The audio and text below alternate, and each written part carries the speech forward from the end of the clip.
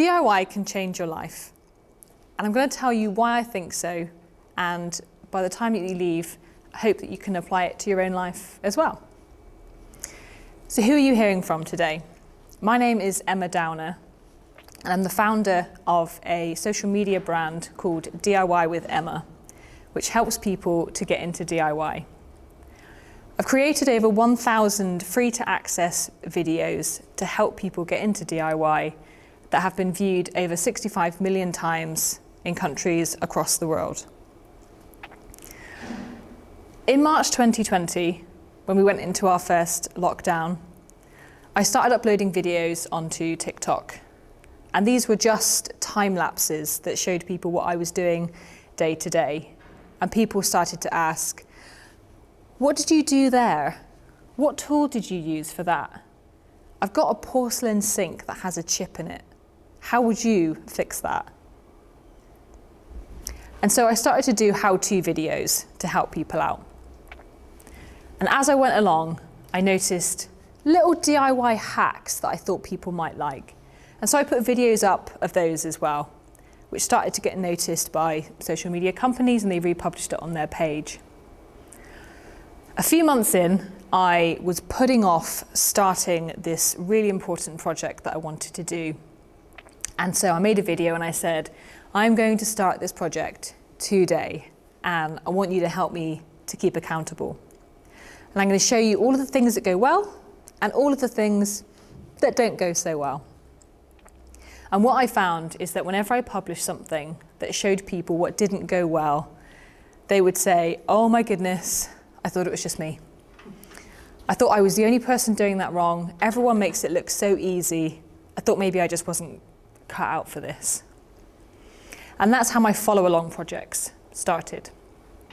So those are the three main things that I do: DIY hacks, how-tos, and follow-along projects. I also sometimes try and be funny, but it's mostly my mum that watches those. So at this point, I had been working full-time as a senior business consultant at the same time as, in all of my spare time, doing DIYs and uploading videos online. And it got to a point where I realized I could not do both. I had to pick. And so I decided that I would do this because this felt important to me. So I saved up over 6 months and then quit my job and had just 6 months to make it work. And now I'm in my second year of entrepreneurship, so it worked, and this is great news.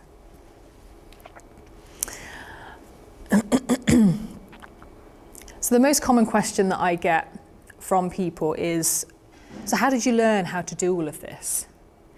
And to answer that, we need to go back a little bit further. So my great aunt was a seamstress, and she used to travel the world with her Singer sewing machine in hand. So I've always been surrounded by quite creative people. I was always quite creative myself. And I sewed my first skirt when I was 13. It was made terribly, but I liked it because I'd made it myself. I then went on to do clothing technology at college and then at university, and then I worked in clothing companies like Puma and Weirdfish, and I made costumes sometimes for the BBC, and then I went on to work for the military, making socks and boots and all sorts of clothing items before I became a consultant. In that time, I was very fortunate enough to be able to buy a house, and I lived there for 5 years, and I did absolutely nothing to it. It was the same the day that I left as the day that I arrived. And I always felt very wary of the fact that I had no DIY skills to be able to do it up. So it felt like an enormous responsibility. And then something happened on the 1st of August in 2018 that would change my direction forever. So this is 2 years before I started posting on TikTok. I had just recently sold that house, and I was moving back home with my parents, which is the dream of every millennial. To be living with your parents in your 30s in a shed in the garden. But it was for a really good reason. So I moved back to be close to my parents because my dad was terminally ill. And on this particular day in August, my eldest sister was in hospital and she was very ill. So it was a stressful day. And to top it all off, it was my youngest sister's 18th birthday. A highly anticipated event, so we were all supposed to be very cheerful and in a good mood. And let me tell you, that was the most miserable rendition of Happy Birthday that I've ever heard. Happy birthday to you. So it was a stressful day to set the scene on what was happening at that time. And that was when a pipe burst in my parents' bathroom, and the water was coming out of the walls, it was coming through the floor, and it was dripping down onto the corridor underneath. And I didn't know what to do. Did not know what to do. So I took a crowbar and I started hacking away at the wall, trying to take the tiles off to see if I could get to the leak. Goodness knows what I would have done when I got to it, but this is how I tried to solve the problem. I couldn't get to it and needed to call out an emergency plumber. Now, if anyone's ever had an emergency plumber around before, they'll know that they don't fix the pipe. Their job is to stop the emergency. So this person came around and they turned the isolation valve to the shower, which stops the water. Now, that was £120. And when you don't know which screw to turn, £120 is the best £120 you've ever spent. And I thought, do you know what? I could have done that had I known how, but I didn't. So I committed at that point that I would learn whatever needed to take, would do whatever I needed and learn whatever I needed to make sure that I felt comfortable and competent in home ownership. My dad passed away about 3 months later in November 2018. And in the last conversation I had with him, I said, Dad, I've bought a new house. It needs a lot of work. And I'm going to do it all myself. And that's what I did.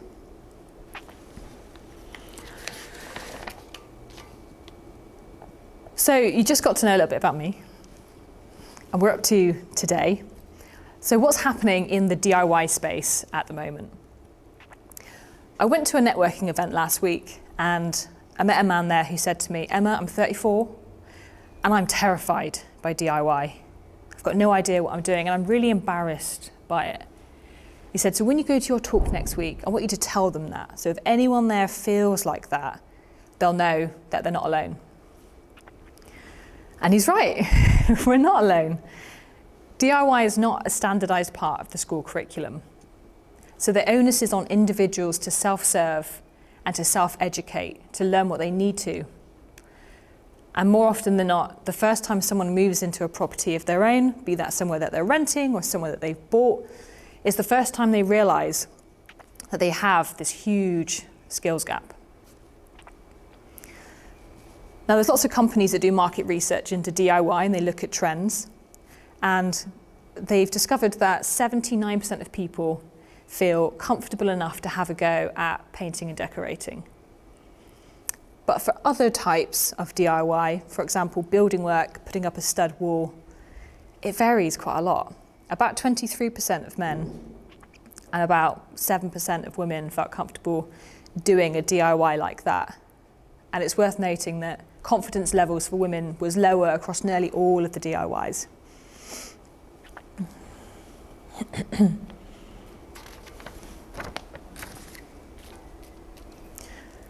The home improvement market is growing globally, so it's currently worth about $763 billion US, which is huge. And it's growing about 4% every year. So by 2027, it'll be worth over $1 trillion. And so what we see here is an ever-expanding home improvement market and continuing low confidence levels with doing home DIY. So why don't people just get more confident?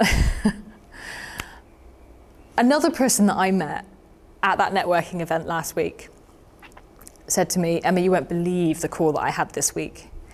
He'd had a call from his tenant and his tenant asked him, my washing machine, is that powered by gas or electric? Because I'm really worried about my gas bill and we want to try and get it down. And so for anybody who already knows that washing machines are nearly always supplied by electricity. There are some supplied by gas, but I've never seen one. That's how unusual they are. It may seem like a really, really silly question, but when you don't know something, you just don't know. And DIY is a particularly odd one because it's a bit of a blind spot. If you've never done anything similar, you have no skills that you can draw upon, no experience that you can draw upon.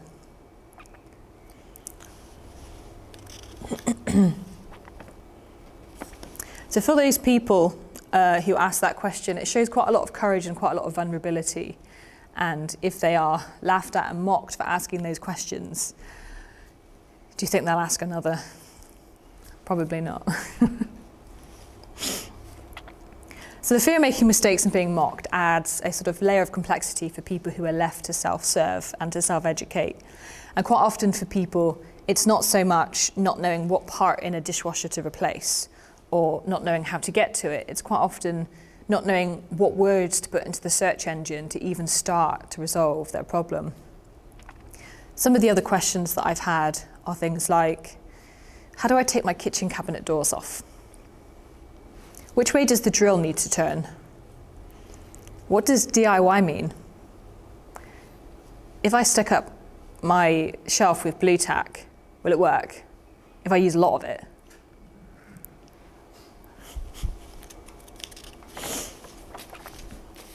Sometimes it's the most basic information that makes the biggest difference.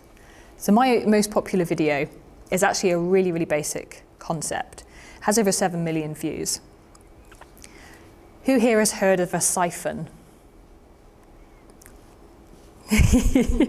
Maybe a couple of nods, some people unsure. It's essentially, I'm not so much of a scientist, but it's essentially you can move one body of water from one place to another place using air pressure and elevation. It's something that was discovered back in 1500 BC by the ancient Egyptians, so it's been around for a really long time, so it's not new. And what I showed people to do was how to fill a garden paddling pool with water from your sink using a siphon. And the comments were filled with people saying, my kid has been on at me all week about filling that paddling pool. You have saved my week. Thank you so much. It's not new, but providing it in a way that helped people to apply it to a problem is what made it so popular. There was also lots of other comments in that video, like, this isn't new, this is dumb. Even people saying things like, if you don't know how to do this, you shouldn't really try DIY. DIY is not for you. And so educating those people on the fact that other people have different life experiences and maybe haven't learned the same things that they have, and that they must afford them the opportunity to learn, is also part of what I do. So how exactly do you build confidence in DIY and improve your skill set? So let's start with skills and experience. We're fearful of what we don't know, so quite often when you learn a little bit more about what you're trying to do, it can make it feel a little bit more comfortable. And there's lots of ways to do this. I sometimes do Skillshare days with friends where I'll go around their house and help them with something that they find a bit tricky, and vice versa. And I did this recently with a friend who wanted to put up a curtain rail. And he'd watched the YouTube videos, and he'd marked out on the wall where it needed to go. He checked there were no wires, and he was holding the drill and he was ready to go, and he did this thing. I'll show you what he did. And he looked back at me because I was standing right here, and he didn't say anything, just went. And I was over here, and I just went. Because that's all he needed, just that tiny bit of confidence that he was doing the right thing. And that's all it took to get him where he needed to go. You can also join Facebook groups. So those are Facebook groups that have peer support, people helping each other out on DIYs. You can even ask your tradespeople. When you have people around, you can say to them, hey, I'm looking to learn a little bit more about what it is that you're doing. Would you be willing to share with me? Not everyone's up for that, but for the most part, people will say, oh, I'd love to, because they're really proud of what they do and they want to tell you about it. So that's another way. YouTube videos. So if you come down in the morning and your washing machine has a big puddle around it, there's probably a video for your exact model and your exact problem that talks you through step by step how you might solve it.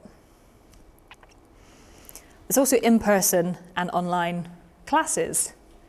So I'm releasing an online class next month in June. And not everybody wants to search through 1,000 videos to find exactly what they want. They find it easier when it's a bit more one-to-one, a bit more personal support. And because of that, they're willing to pay for that, which is great because it supports me in making free content for everybody else. So that's good news.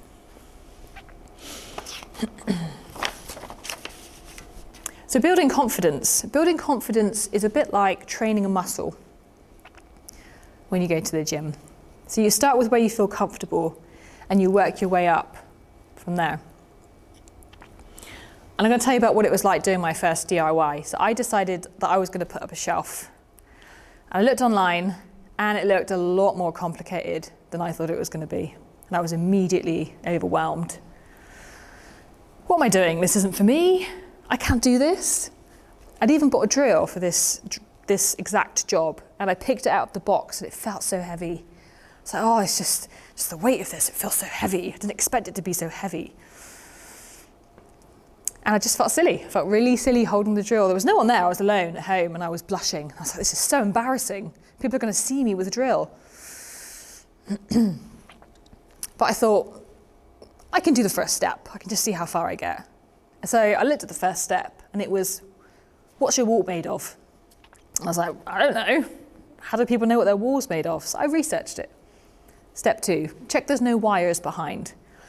How do people check if there's wires behind? So I researched that as well, all in the Google search bar. And I kept doing this, and every time that I did, or most times, a little problem would come up and I would work out how to solve it. And I got to a point where there was no more steps, and I realized it was done. And I was shocked. I was like, no, I couldn't have done that. That can't be me. I couldn't believe it. And something happened in that moment, and it was a change of mindset. And I changed from, that's not something I could do, to, what else can I do? And that change was really important. So there's an excellent book by Shad Helmstetter, and it's called What to Say When You Talk to Yourself. And it's all about how what you think and feel affects your behaviours. It's basically the core components of cognitive behavioural therapy, which is, oh, I think I can't do this, this isn't for me. I feel hopeless, I feel a bit useless. That's the feeling. The behaviour might be, I'm not going to do it. I'm not going to do the DIY. And that confirms the thought, oh, I can't do DIY. Oh, I feel a bit hopeless. Then you don't do the DIY. And it's like a little circle. And these thoughts don't only come from things that you tell yourself, they also come from the environment. So there's lots of unhelpful narratives around who DIY is for and who it's not for. And it's often sold as something that's quite masculine, which can feel quite alienating for people who don't really see themselves like that. It's also sometimes sold as something that you're just supposed to know how to do without having received any sort of education or support. If you think back to when I said how silly I felt with that drill, that comes from that. And the person that I met at the networking who said, I'm 34, I don't know how to do DIY, I'm so embarrassed. That comes from that as well.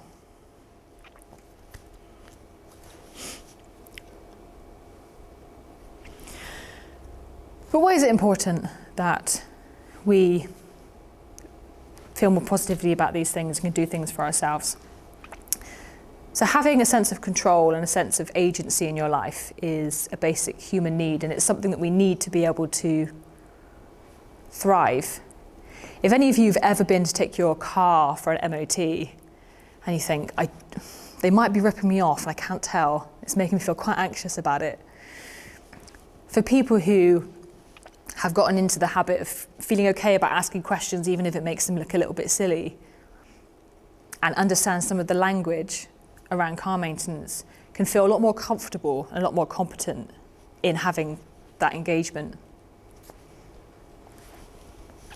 A friend said to me recently that she was stuck on a DIY, and she said, I probably could do it, but my partner is so much better than me at doing that. So I'm going to wait for him to do it. I said, that's fine. You can wait for them to do it. But just know that there is still value in you doing it, even if you think it's not going to be done as well. Because what you can't replicate in someone else doing it for you is the feeling that you get when you do it yourself. Because confidence comes not from proving to other people that we can do it, but by proving it to ourselves. Because your body remembers that experience, and that becomes the experience that you can draw upon in the future. Don't know if anyone else feels guilty of this. I know I certainly do. But when you see somebody struggling with something, you just want to jump in and help them with it. And if you think about my friend that I described with the drill, and he looked round, I might have said, do you want me to do it? And he might have said, yeah, go on then, you can probably do it better. It can be kind of painful sometimes to watch people struggling, but I wouldn't deny him the opportunity to know what that feels like to achieve something that you didn't think you could do, because that's really important.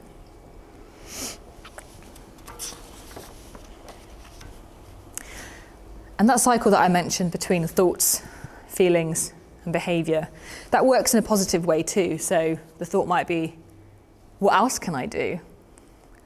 The feeling might be, oh, I'm quite excited about this DIY. Then you might try a new one. You'd be like, oh, I kind of overcame all of the problems that I came across. That's exciting. What else can I do? And that's a circle as well. It goes round and round. But what about making mistakes? Making mistakes. There's a parable about a ceramics teacher who took their class and split them into two groups. And to one group, he said, I want you to make the best quality pot that you can, but just one. And to the other group said, I want you to make the highest quantity of pots that you can. They both had the same amount of time. And what they found when they got to the end was, strangely, the group that had produced the higher quantity of pots had the better quality of pots as well, because they had trial and error. Every time they made a pot, they improved upon it. And so by the time they got to the end, they had really good quality pots. And I think what we can take from that is that if you spend all of your time theorizing on how to make the perfect pot and how to make it perfect first time, it will slow down your progress.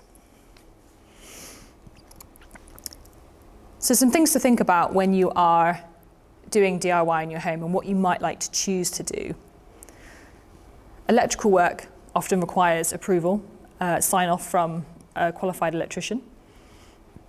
Same for gas. You need a gas safe engineer to sign off on gas works in your house. You need buildings approval for things like doors and windows, if you're having those changed. And you might want planning permission if you're having an extension. So there's certain things that you need some regulation around, some approvals for. And you can find out online about all of those things and work out if what you're wanting to do is appropriate. It's also worth thinking about what you can do physically. If you're putting up a plasterboard on the ceiling, it's very big, it's very heavy, and you might find that you'll need two people to do that safely. So how exactly can DIY change your life? I'll give you an example from something that happened for me recently. I went to a friend of mine and I said, I've got this huge problem, I need to talk with you about it. At that point, I was working about 60, 70-hour weeks, as you do when you're new in business. I said, I need to hire someone. I can't progress until I sort this out. This is a real issue. It's really affecting my well-being. It's a big problem. I said, but I can't hire someone because I'm just not really cut out to do that. Other people can do it, but I'm not very patient. I'm not a good boss. I might make mistakes and hire the wrong person. Probably be really expensive. It's not something I've done before, so I don't really want to try it. And this friend of mine laughed in my face And that's the sign of a true friend, when you come to them with your heart on your sleeve and you say, I've got a big problem, can you help me? And they just laugh in your face. And she said, I can't believe you can't see it. I can't believe you can't see it. I said, what? Can't see what?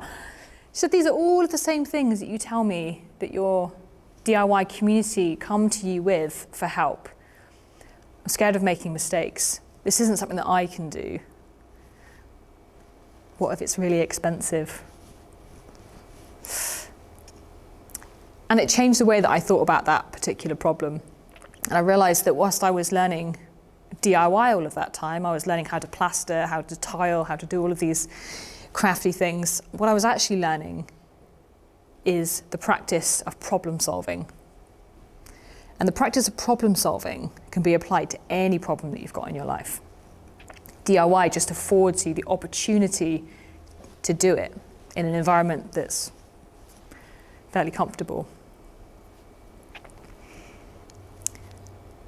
So what I'm wanting for you to take away today is that it's okay to make mistakes. You don't need to have a certain level of experience to start. Other people might do it better than you, and that's okay. And it's for you, it's for everybody. DIY is for everyone. You don't have to be a certain way to do it. Right now, I've managed to renovate a 3-bed house, which started with a shelf. And whilst I feel now very assured in my DIY skills and what I can do, there's not really any DIYs that scare me now. I remember what it felt like when that pipe burst. And I will never forget that. So I'm Emma. And you can find me on any social media under DIY with Emma. It's also the name of my website. But if there's something I wanted you to leave with, it would be that confidence comes not from proving to other people what we can do, but by proving it to ourselves. And DIY can give us that opportunity to practice our problem solving. DIY has changed my life, and that's how DIY can change your life too. Thank you.